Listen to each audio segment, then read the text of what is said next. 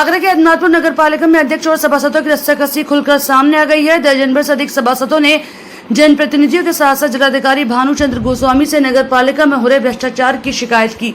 उन्होंने नगर पालिका पर आरोप लगाते हुए कहा कि पालिका में अधिकारी, कर्मचारी और अध्यक्ष मनमानी करने पर उतारू हो गए हैं।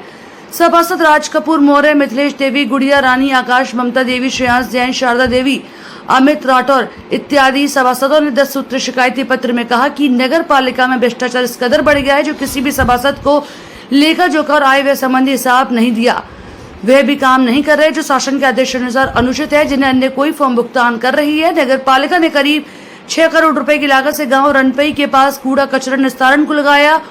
MRF प्लांट करीब 1.5 वर्ष से बंद पड़ा है। ज्ञापन क्या, जो हमारे नगर पालिका में दुकानों की नीलामी है, घपलेबाजी कर रहे हैं कुछ सभासद लोग। हमने कुछ लोगों से कहा था भैया और लोग लेना चाहते हैं दुकानें, उनकी रसीद करनी चाहिए।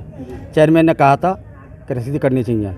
कुछ सभासदों ने हंगामा का रसीद नहीं कटेगी, रसीद नहीं कटेगी। तो रसीद क्यों नहीं कटेगी, क्या चक्कर है भाई? नगर पालिका में धन बनना चाहिए हमारा, जिससे विकास हो हमारा, ठीक है ना।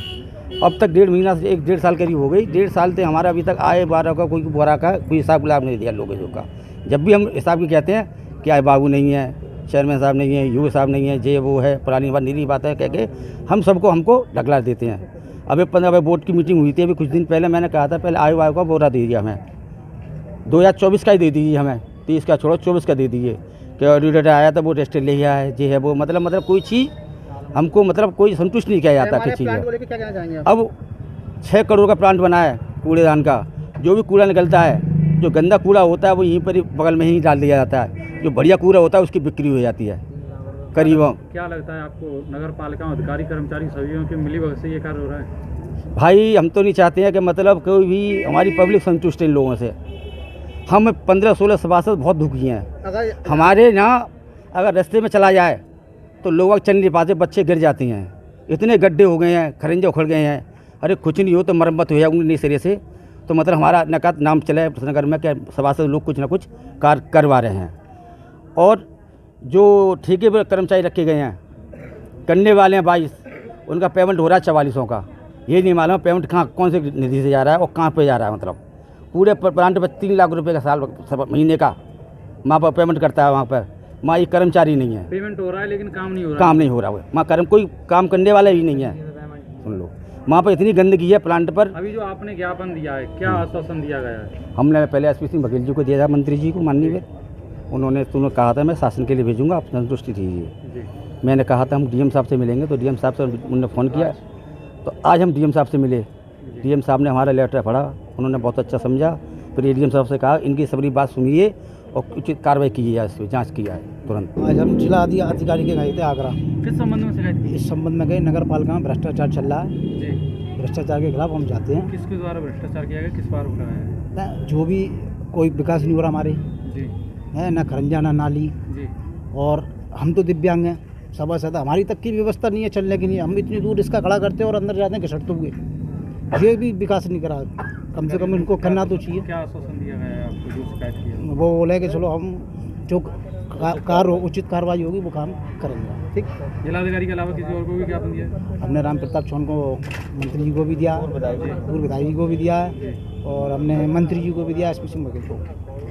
कितनी बिंदुओं को लेकर आपकी जो शिकायत है उसको ज्ञापन दिया? 15-16 लोग। जिलाधिकारी से शिकायत की थी। किस मामले को शिकायत की आपने? भ्रष्टाचार के खिलाफ। क्या चीज़ का भ्रष्टाचार नगर पालिका में? आय व्यय का बोरा नहीं दे रहे हैं, ना कुछ बता रहे हैं, ना कुछ कर रहे हैं, और प्लांट लगे हैं कुछ, उनका भी कोई हिसाब किताब नहीं। शिकायत किया, आपके साथ में कितने सभासद मौजूद है? 15-16 सभासद हम मौजूद रहे। क्या आश्वासन दिया गया अधिकारी? आश्वासन दिया गया है कि जो भी कार्रवाई होगी उचित कार्रवाई करेंगे पूरा।